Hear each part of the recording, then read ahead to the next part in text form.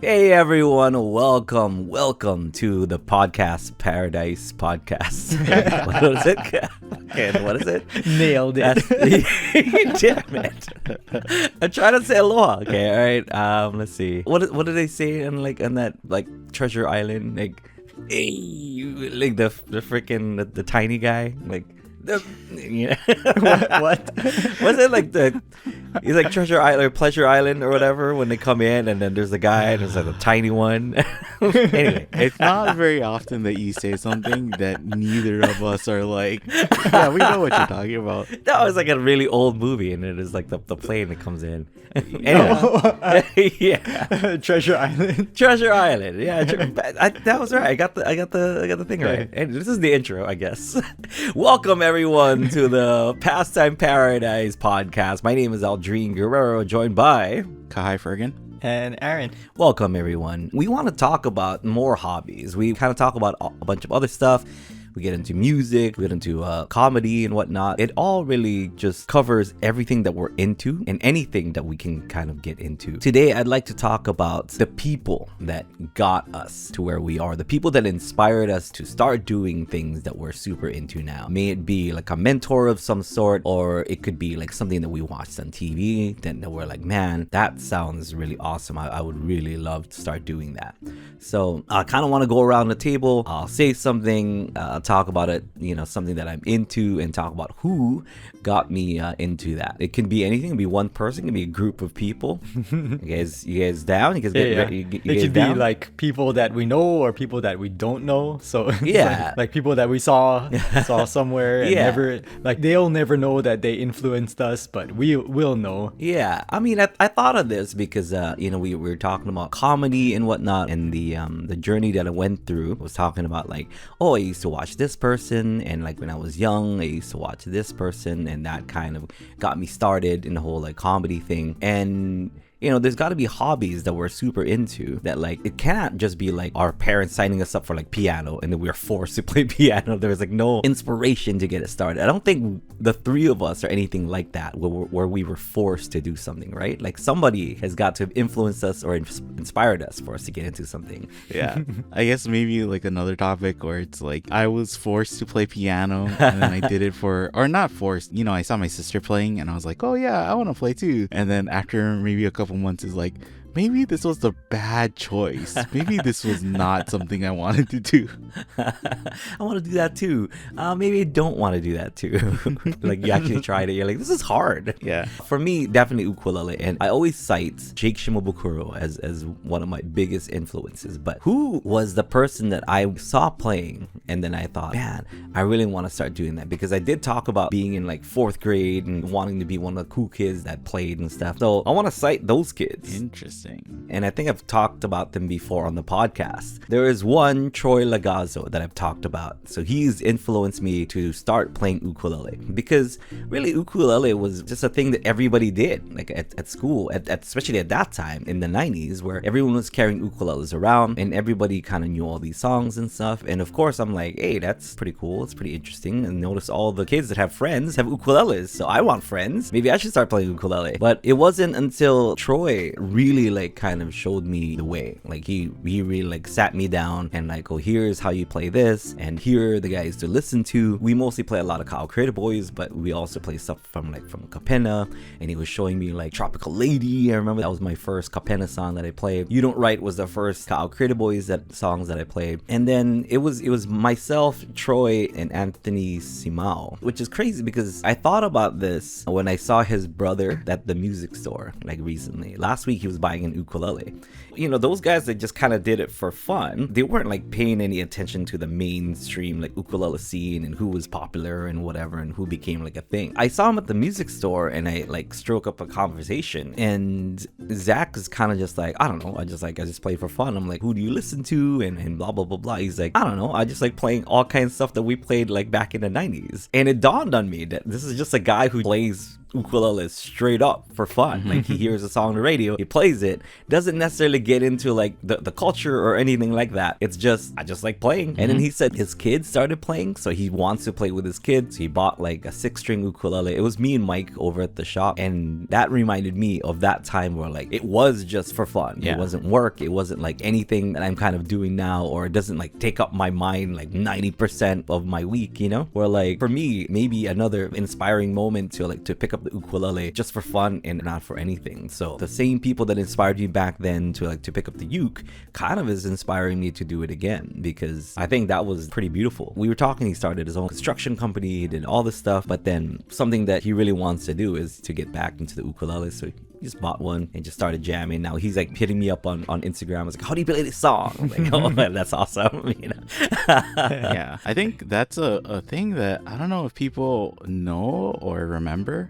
I would say in the 90s and the 2000s, it wasn't uncommon for a ton of people to bring ukuleles to school and just for people to play it. And I kind of feel like it's been lost even in Hawaii, where like I feel like every kid would at least know one Kawa Creator Boy song, right? Or like Island Style, or you know, they could play something. And it wasn't because they went to an ukulele class or they were taught something. It was just because everybody was doing it at that time. You knew at least one thing, right? You knew how to play one song. Yeah, there wasn't tutorials or there wasn't anything like that. It was just a bunch of really popular bands back in the day that had ukulele incorporated in their act, you know? Like, of course, Kawa Creator Boys, talked about Kapena, there's like Ho'ai Kane, and at the time, even guys like Mana'o Company like would have songs like Drop Baby Drop, we talked about in the previous episode, where like those songs just had ukulele in them, and we're like, oh, just jam that. That sounds like a great picking, you know? Let's check that out. Well, also Eric Garcia. So those are the 3 guys that really inspired me to play ukulele. Of course, Troy Lagazzo, there's Anthony Simao. I was talking about his brother Zach that I seen recently, and then Eric Garcia. Like really 3 really cool dudes who just wanted to spread ukulele, I guess, you know? They weren't in any official like ambassador kind of way. It wasn't like I saw it on TV and they were just like dude in the playground, and I'm like, that sounds like a good time, because there were other dudes definitely that were playing ukulele, and I was a lot less inspired by those guys. You know who you are. If I didn't say your name and you're like, hey, I was one of those guys, yeah, you.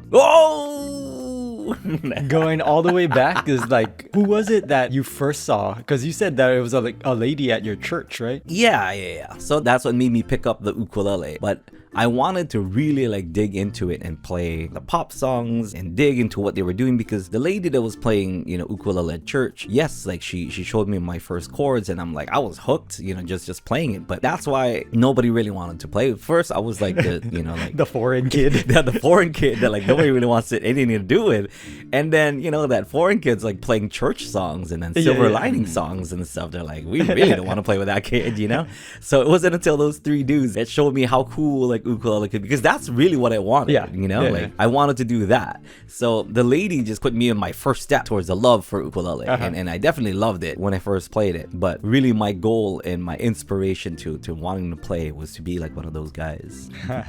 Yeah, it's funny because you said like, oh, what ukulele player are you into? And I couldn't imagine saying that in the 90s or the 2000s, because it wasn't like, oh, I'm into this one specific ukulele player, or I check out this person online who teaches me ukulele. I think that's the norm now. Yeah. But before, it really was like that music was a part of the popular culture. So it was like, I like 3+, or I like, all these bands, all these performers, and they had ukulele in it. But then it's like when you said silver linings. I would have definitely gotten teased. Yeah, I guess I had to explain Silver Lining. Silver Lining was like the musical group in elementary school that I was with. So like it was filled with stuff like You Are My Sunshine and Polly Wally and things like that, you know? So that's the game that I came with. Yeah. Walked around school playing my Polly Wally. Polly Wally doodle. Hey guys, check this out. Yeah, check this out. Where do you get a hold of this? What, you like that? Well, how about this? It's tutu-a. Which we did for Ukulele on the Ground, and people are like, that's a nice song. I'm like, see, I told my second grade friends. Yeah. They didn't want anything to do with it. Yeah. Kind of going off of that though. Yeah. Something that I wanted to say is like the person who got me started with ukulele really was my dad, right? I think in the last podcast or the last extended PP, we talked about your dad, Aldrin, teaching you or like not really knowing how to teach you basketball, right? Yeah. Oh, and music too. And I was laughing because my dad was the same way. It's like I remember struggling and he's like, you just hold the chord. There's nothing hard about it. It's just a G7. Just put your fingers down. And it's just like, oh man. But I learned ukulele from him first. And the thing that I wanted to bring up was we mentioned it or we talked about it in Extended PP. A lot of people like Somewhere Over the Rainbow. Is Somewhere Over the Rainbow? But I think my favorite Brada Is song is Hawaiian Superman. And it's because that was like one of the first pickings that I learned from him and from my dad. And my dad taught me that picking. That's kind of the thing is like the songs that are popular now, I would say with most ukulele players or most ukulele players know, that wasn't what I think we were learning here in Hawaii. So it was like, I remember learning the picking to Hawaiian Superman and then showing it to my friends and being like, look, I know how to do this. And that being like, oh, that's cool. I'll teach you this other song, you know? So my dad, how he figured out that song too was by just listening and just figuring it out by ear. And from there, I think that's how I've always learned music too, you know? This is bad to admit, but I took piano lessons, but I didn't actually learn how to read music.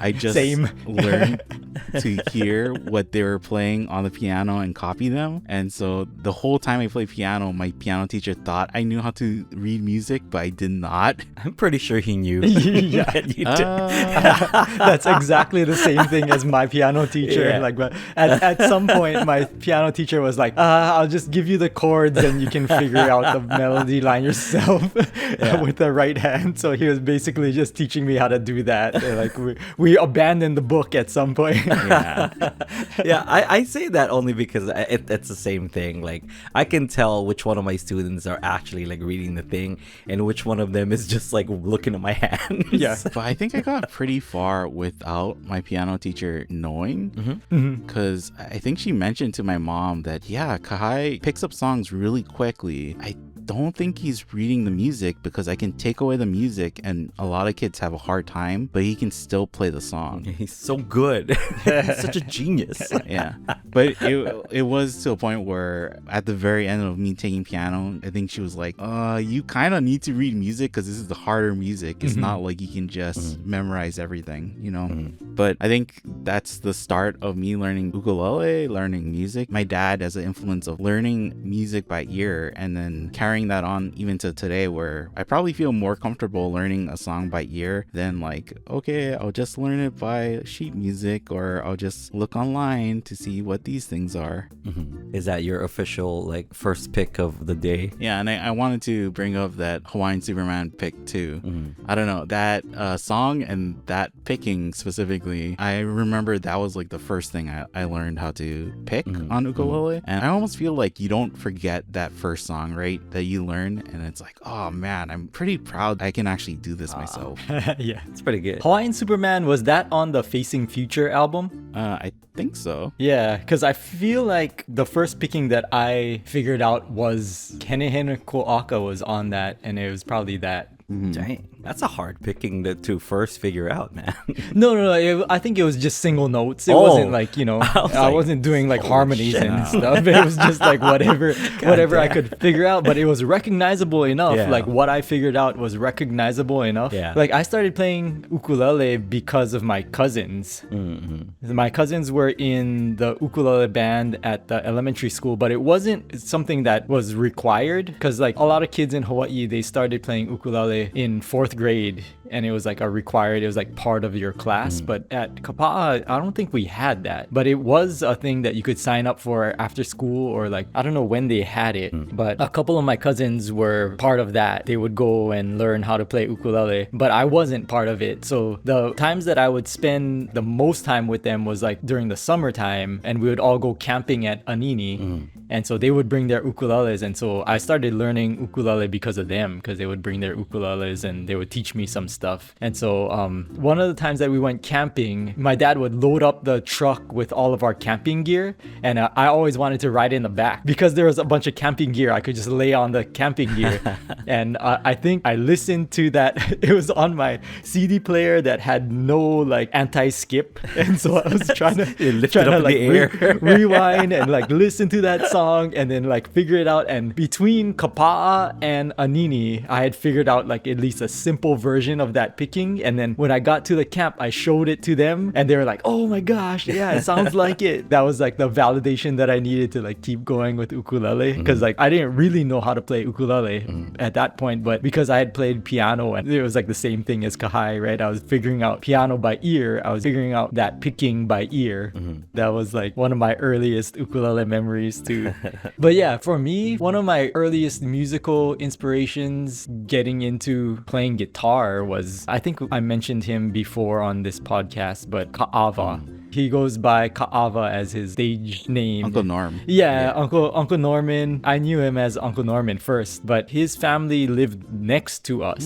Yeah, so they were like next door neighbors. And so I would hear him practicing guitar in his living room, and just because he had gigs around the island, and I would hear him practicing guitar. And so because I knew a little bit of ukulele, I started getting interested in playing guitar. Like my dad had a guitar in our back shed, and so because I was hearing Uncle Norman playing, practicing and singing and stuff, and like part of me really wanted to do that, I like went into the back shed, and my dad had this old Guild guitar in like a super hard case, and I would open it. I remember the smell even of it. It sat basically unplayed because my dad picked up that guitar in the 70s, and he never learned how to play it.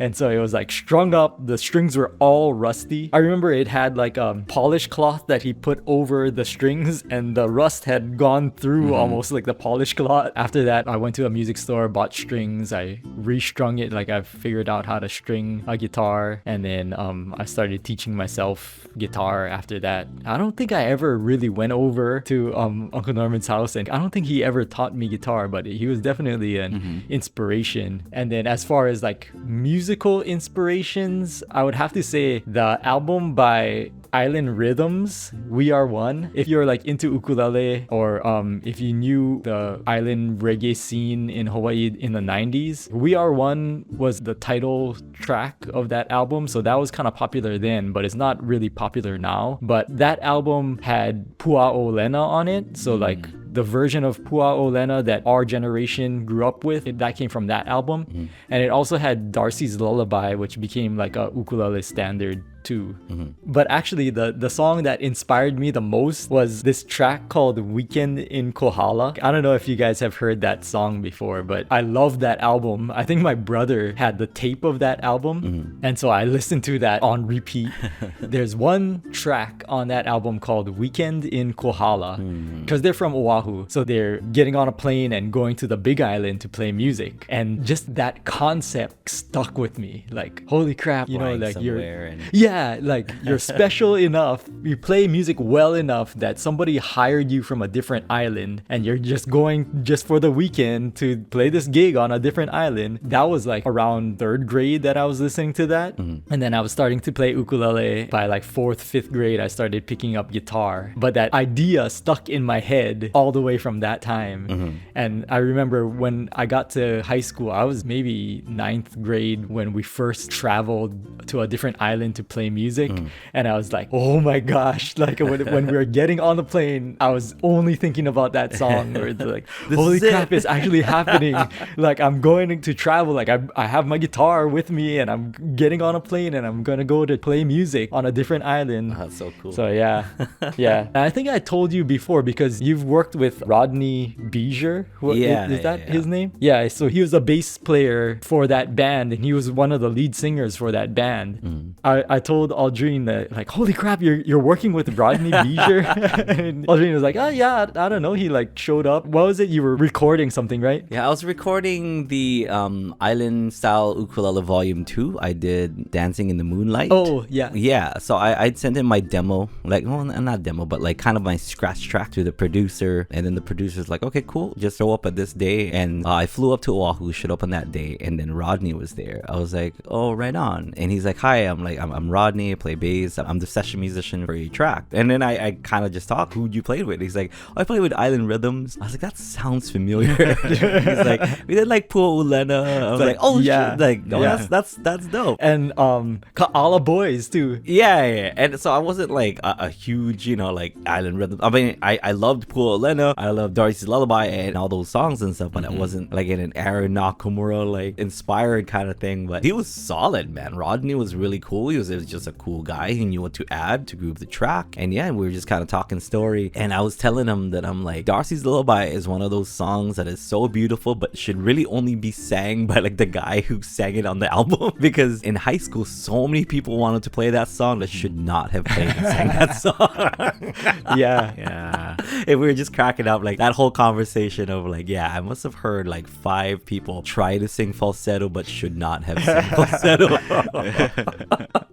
Yeah, because he had it down back then. Hell yeah. And he was one of the few like local reggae artists that could really do it well. Yeah. And I think when they put out that album, they were in high school. But there are qualities of like my singing voice that I definitely modeled after him. Like I never got the falsetto down really well, but like everything else, especially early on, I wanted to have qualities of his voice.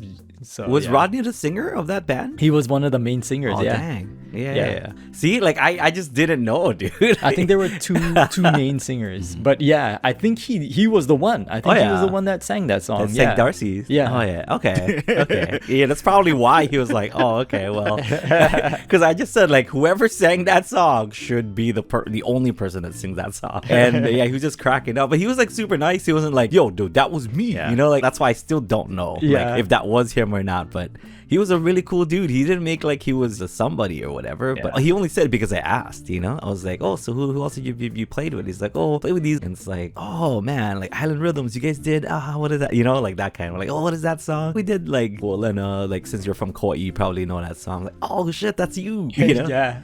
And then he was also part of Ka'ala Boys. So like that was like a whole nother band that inspired us like in high school, Yeah, that's cool. Like even you mentioning Uncle Norm, Aaron, it's funny because there are great musicians in Hawaii and you just won't know who they are because it's not like they're walking around and being like, I am this great musician. And I grew up with Uncle Norm's son. He also could play ukulele and it was like awesome hanging out with him. But then I think I told my parents and then they're like, his dad is like a really good musician. It's like, oh yeah, I don't know. I spent the whole day swimming with his son at the banana farm. Yeah, I guess we could do a separate episode on unknown musicians from Kauai. The audience probably won't know these guys, but like we'll give you recommendations for songs and albums and stuff. Unknown Kauai musicians that are like pretty amazing. We had a lot of talent, but just because our island is so small and kind of disconnected from that Oahu scene, not a lot of people blow up from Kauai. Yeah, I wrote it down because we just realized too, before the podcast is like we say stuff and then it's like, what did we say again? I think our biggest success from Kauai, the person that made it the biggest was like Glenn Medeiros.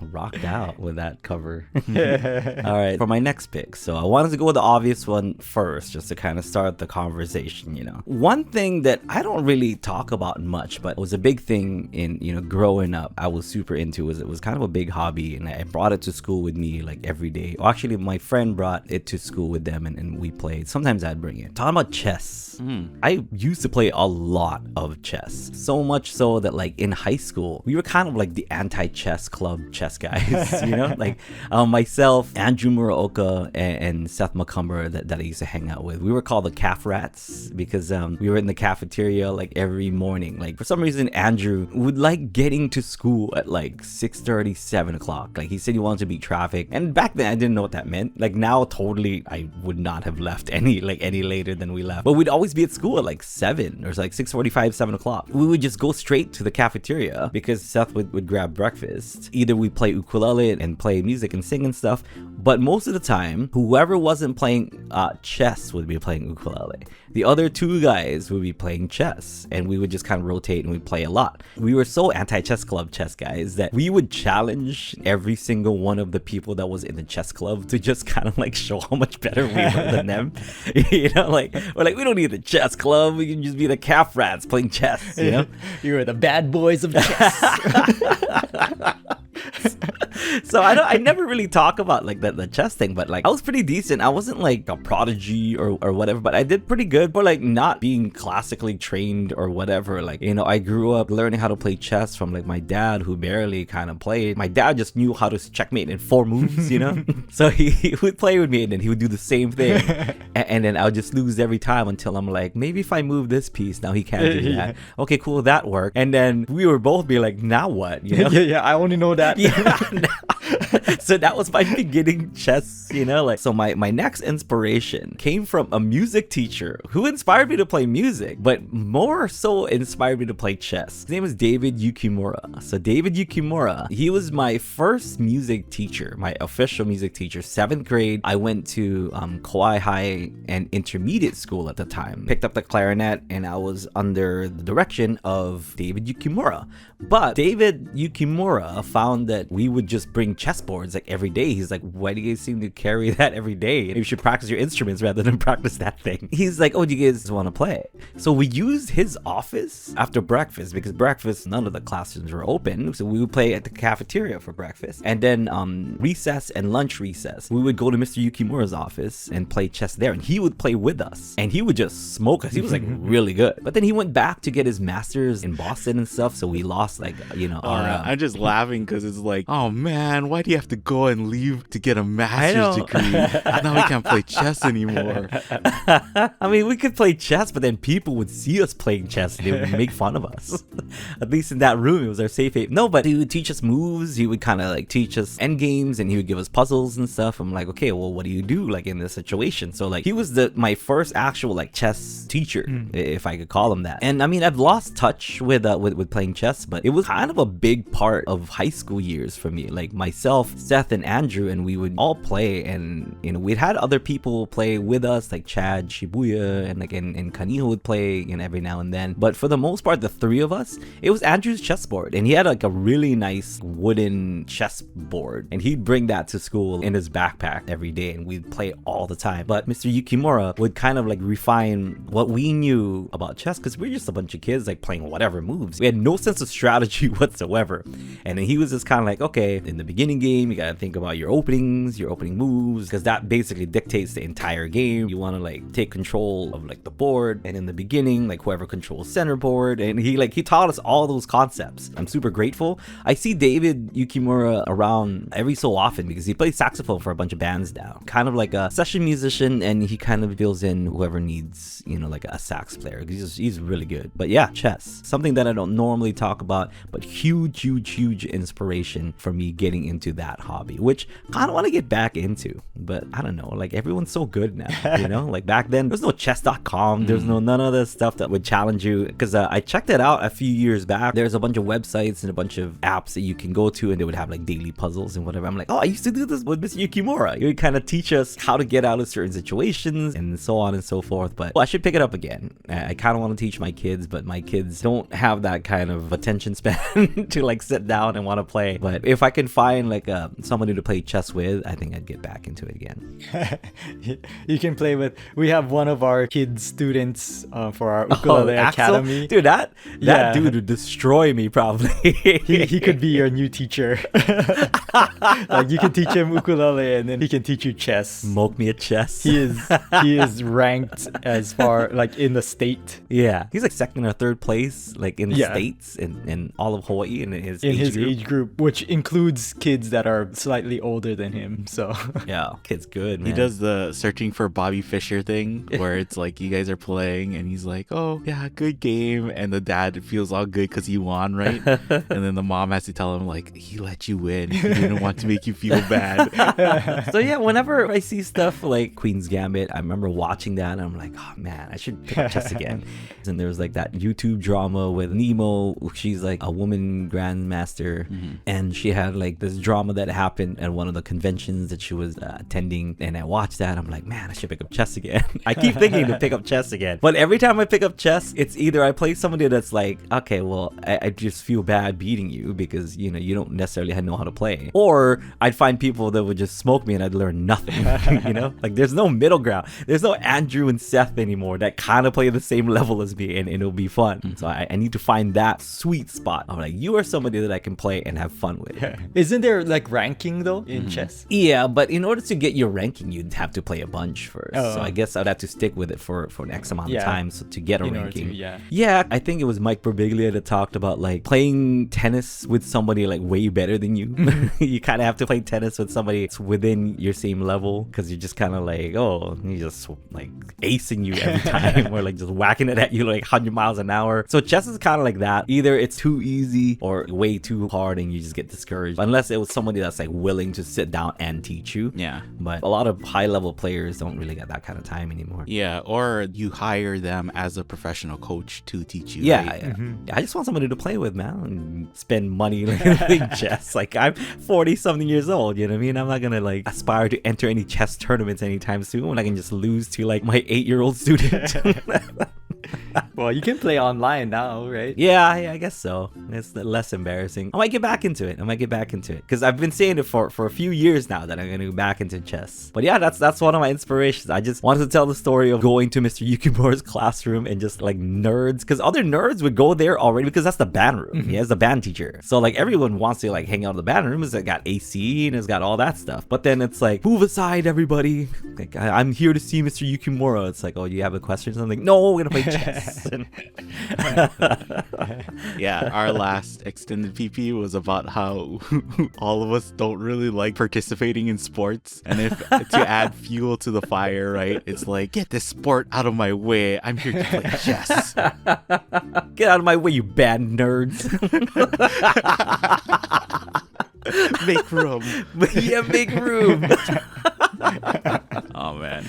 Yeah, never really talked about it. I that was the one that I wanted to talk about, and why was to bring up this kind of subject, because yeah, he was like a huge inspiration. And I remember so much so when he went on a sabbatical to go get his master's back, I was so stoked that he would remember us. He like sent us postcards from when he was attending college in Boston. So the person who replaced him while he was gone was Nina Saraus, which also became like a good friend of mine. He would be like, hey, David sent a bunch of postcards and stuff, and here's one for you three. I'm like, oh, that's so dope, you know? Like, and he would be talking about like, hey, miss you guys, you know, like I wish I was playing chess. Like, here's some moves you guys can go look at. I'm like, that is so sick. Huge inspiration. Really, really cool guy. Because he was much older, so like we became like super good friends or anything, but was a constant inspiration. He was cool, like taught me how to play clarinet and really pushed me to be better than I actually was. And same thing with chess, you know, pushed us to reach for higher. So really cool dude, really cool teacher, big inspiration. Nice. Yeah. I wasn't gonna bring up this person because I didn't even think about it when we were talking about at the start of the podcast. But Aaron saying about learning guitar, it kind of came to me in a flash. Somebody who was an inspiration to me to learn guitar was actually David Tamaoka. Ooh. Yeah.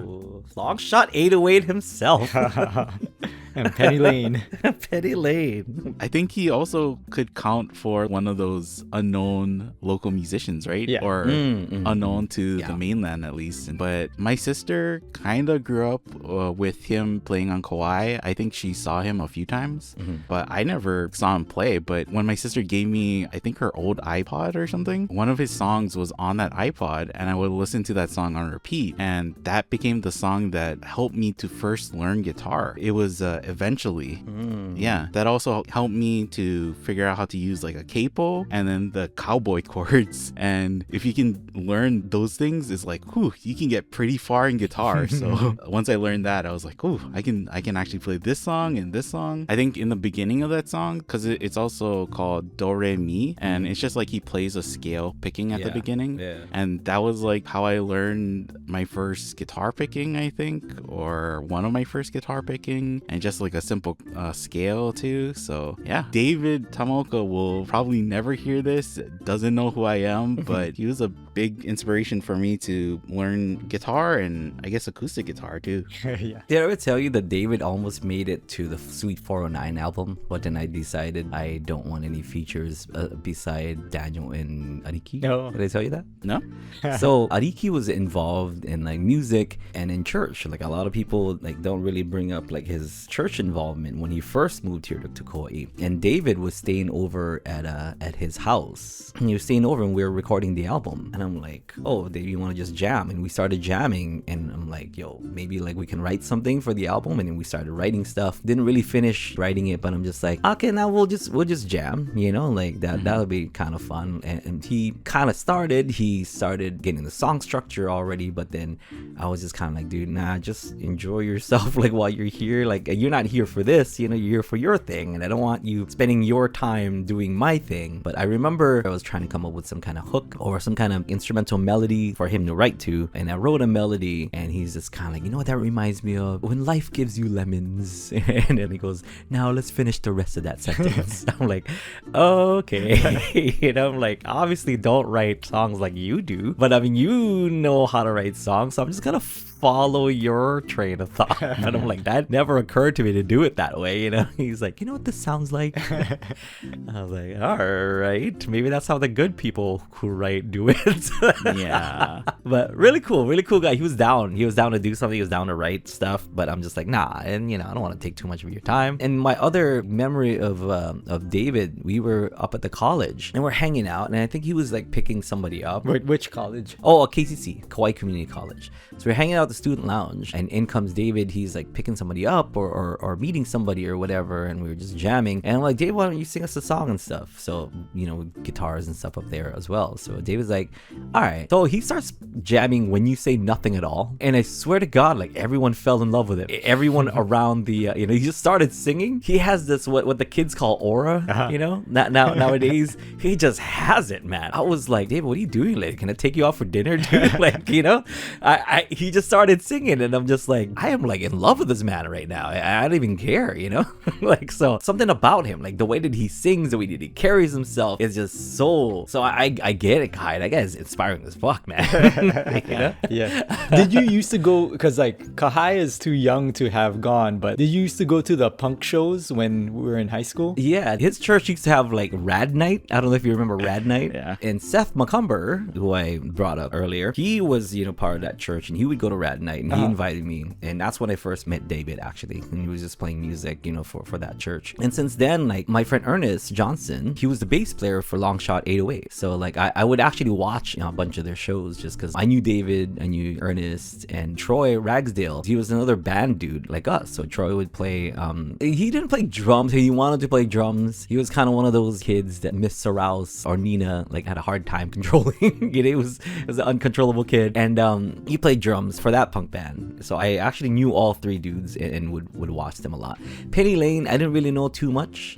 I knew David, but I didn't know the other guys in the band, so I followed them less. But Long Shot, definitely, like I watched a bunch of their shows, from Rad Nights to like that church on the side of the road at the Poipu bypass. Yeah. They used to have a lot of shows there. And I remember there was a show, and I just finished work. I used to work at the Embassy Suites, which is further down the road, and I was still in my work clothes, but I'm like, okay, there's no time because they're like first in the set, and there's somebody else like playing afterwards. I went to go to that show, still in my Aloha shirt and everything. And back then, like there were mosh pits in their shows, and I'm like, I'm not gonna mosh pit, you know, in my Aloha shirt, and like, and I ruined a perfectly good work shirt at the mosh pit. Somebody just grabbed my shirt and just ripped it right off, man. So I had to explain to my boss why I needed one more shirt because it caught the side of my car, is what I said. I was at a Christian punk show and in the mosh, and then somebody ripped my shirt off. Yeah. That is, I guess if you break down every single detail of that, yeah, I was at a Christian punk show inside a mosh pit in my Aloha shirt. Yeah. True story. So for context, for people who are listening who have no idea what we're talking about, around the year 2000, the punk scene started kind of swelling, and we had like a bunch of local kids in high school creating punk bands and like just making shows out in the woods and like, you know, doing a bunch of stuff. It was a fun time. But for the person that we're talking about, David Tamaoka, he started a band called Longshot 808, who was one of those early bands that got popular. He also started a band called Penny Lane, who they made an album, right? Yeah. They went to the mainland, they went to like Oregon, and they recorded an album that was supposed to have been picked up by a label and done stuff, but like at some point it kind of fell apart. And then David, after that, after the dissolution of Penny Lane, which he thought like he had plans to become this punk like Rocker. yeah, like emo type of singer and like go on Warped Tour and do all of that stuff. Because that never happened, he ended up, after college, I think he ended up moving back to Hawaii and he became like a youth pastor or something. Yeah. Because he was always involved in the church. And he actually released another album, like a solo album under the name Canefield Hero. So if you look that up, you can actually look up Penny Lane. Is it spelled all together? Just one word? Yeah, in one. They had one song that was kind of popular. Is Not Waving But Drowning. Yeah, Not Waving But Drowning. That's what it's called. Yeah, and then Canefield Hero, that album, that entire album is just great. So Yes. on the album cover, it has the picture of him sitting in front of the Hawaii Theater. Yeah. So that song eventually that Kai was talking about is On that album. right? Yeah. But he also released some stuff just on MySpace, right? Yeah. Yeah. Didn't some of those songs, because they were never like formally recorded or anything, you know? Yeah. It sounds very like rough or very just like him by himself. Yeah. But one of the songs, Let Go, didn't that kind of blow up too? Yeah. Oh, I think he re-recorded it for Canefield Hero too, though, right? Yeah, Let Go. Jet Planes Disappear is one of my favorite songs Yeah. of his. So Let Go, it was called like Carrots and Peas. I actually had that. He released just a homemade album. I remember somebody recorded that for him. It was just recorded like on GarageBand. You can tell. It was just like a one take recorded on GarageBand, you know? But I remember him doing like solo shows, and it was just like a burnt CD of like 5 songs, and he was selling that stuff for like $20 a pop. And I was like, I mean, people were buying them up, you know? I'm like, including myself. That's how I had one. And I'm like, how the F? It's like 5 tracks or 6 tracks or something, and he was selling out like crazy. People wanted that dude. Yeah. His aura was incredible. Yeah. Yeah. I think one of my greatest thrift store finds for like music was like a burnt Penny Lane CD just in the discard CD bin. wow. I was Oh, like, dude, that's holy cool. shit. Yeah. Yeah. That's cool. He's like, you can tell this is from the time of that era, right? I gotta find if I still have a copy of the David Tamaoka album, like the EP that he put out. Yeah. And then didn't he married another singer? Like another her name is Stephanie, but I forget what her last name was. But she went to Pacific University in Oregon because Ryan went to Pacific too, and he was talking about her like, oh man, and I remember listening to her music too. And so when I found out that they David and she got together, it's like, oh man, those babies are gonna just be like musical geniuses, you know? So I wonder, because they do have kids, right? I wonder if their kids play music. They've gotta, right? Oh yeah, I don't see how they shouldn't. That would be a travesty if they didn't.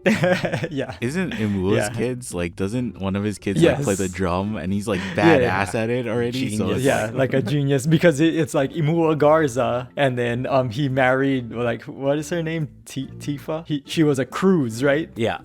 from John Cruz and Ernie Cruz, like Yeah. that family. He's like sister or cousin or something. Yeah, and Imua Garza. So Yeah.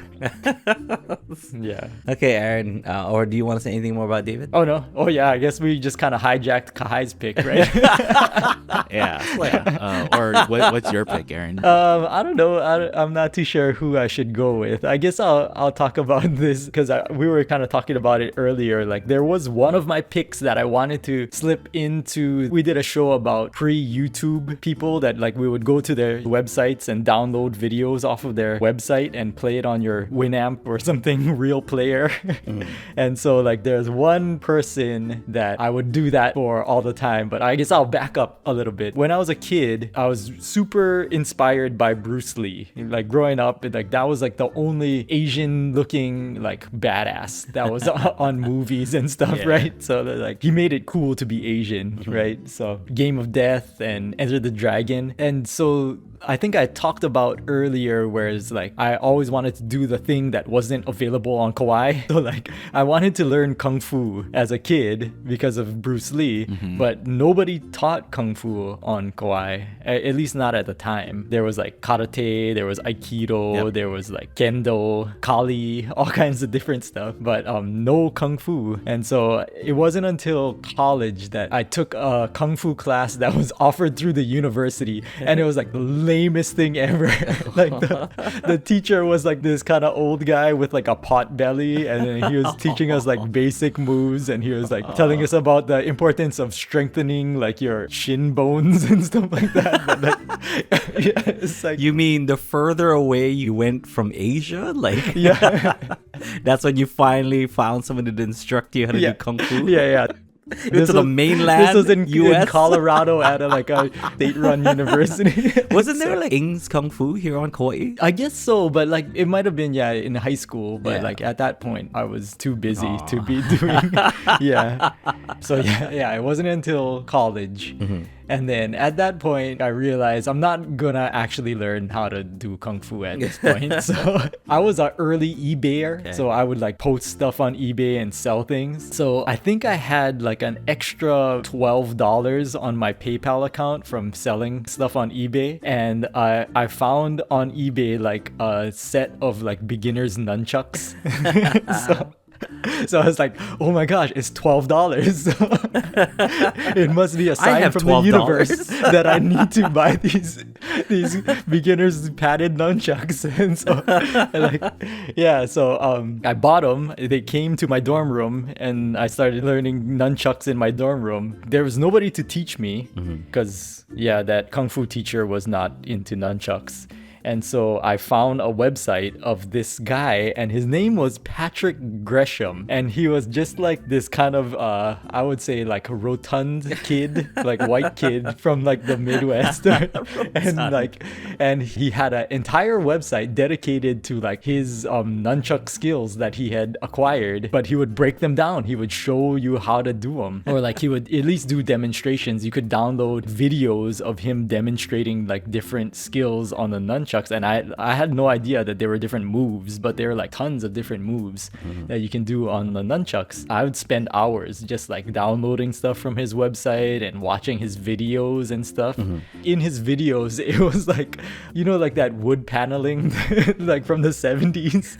It was basically like his parents' house probably, and it was filled with stuff that you would have in your curio cabinet. It was all along the walls, and it was almost like I was watching it just waiting for him to break something, but he never did. He was so good that he never did. He was like inches close to like a bear figurine that's made out of ceramic, and he would just like be doing his nunchuck things, and like it was amazing. So I think you can actually find some of his videos on YouTube now if you just search Patrick Gresham.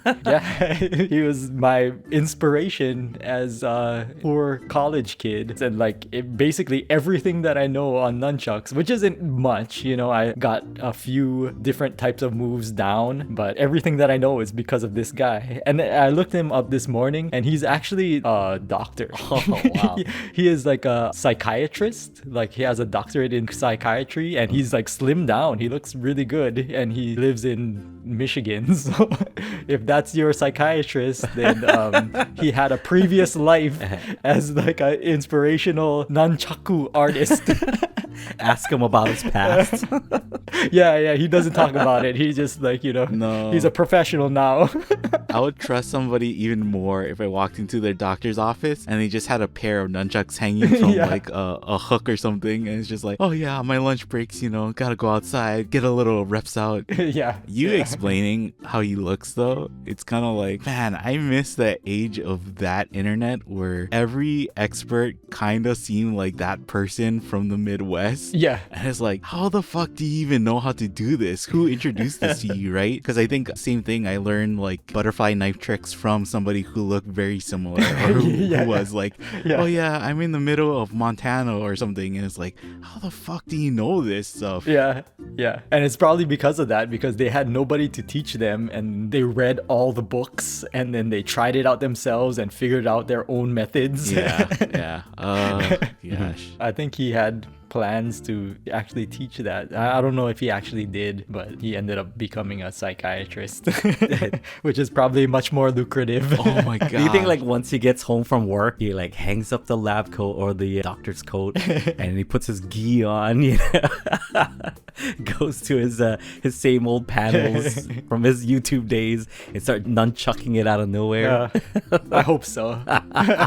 Aaron, I looked him up on YouTube and I found him, and of course I scrolled down, and then one of the videos, Bala Song Butterfly Knife Tricks 1. He did have like a bunch of those too. He was very good. So if you look up his stuff on that, you'll learn a bunch. Yeah. It's like, do you like this certain type of thing? You'll probably like this other thing too then, right? You should get this other thing too. Yeah. I was afraid that you were gonna say that like I scrolled down to the comment section and one of your comments is like that. Oh man. Can't wait for the next video. Aaron Nakamura. No, I was definitely watching him before he was on YouTube. So You are my inspiration. Thank you, Sifu. You changed my life. What's his name? David? Or like Patrick. Sifu Patrick. Yes. I was just thinking of when Aaron was talking about learning Kung Fu in college. I was thinking of Napoleon Dynamite. Bow to your sensei. Yeah. With the American pants, American flag pants. Yeah. Think anybody would be messing with me while I'm wearing these? Yeah, so that's my final pick, ending on a high note. Oh no, Ending on a strong run.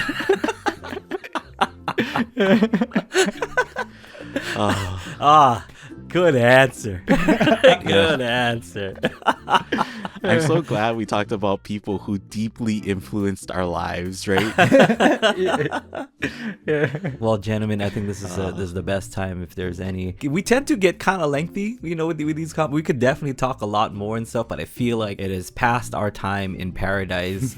All right, everybody, start heading to the loading dock and load back into the boats that you came from, because we want quiet island time now, right, gang? We gotta get the tourists out of here. Unless you're a strandy. Yeah. If they're a strandy, they're more than welcome to stay. But all the tourists, coming to the pastime paradise, you gotta get back into your into your cruise ships, back home. Okay, All right. Your passport only allows you so much time here at the pastime paradise. But if you'd like to sign up to be one of our strandees and extend your stay, tell them. Go to our Patreon at patreon.com/PPPod, and then you can sign up for our $5 strandee tier and get these episodes a week early, and then a bonus episode or our extended PP. Yeah, so you can be one of the cool people who are like, you know what they're gonna talk about next week? I can't say, because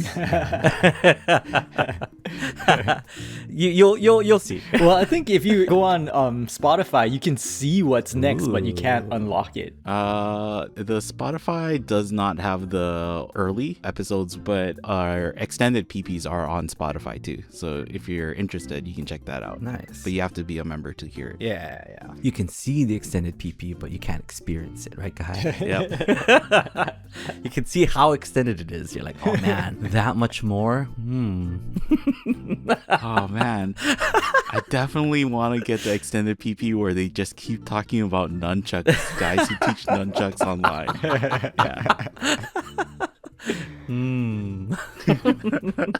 No, but yeah, sign up for our Patreon, be part of our Strandies, and extend your welcome here at the Pastime Paradise. But until then, okay, y'all come back now, and we'll see you folks next time. Shoots.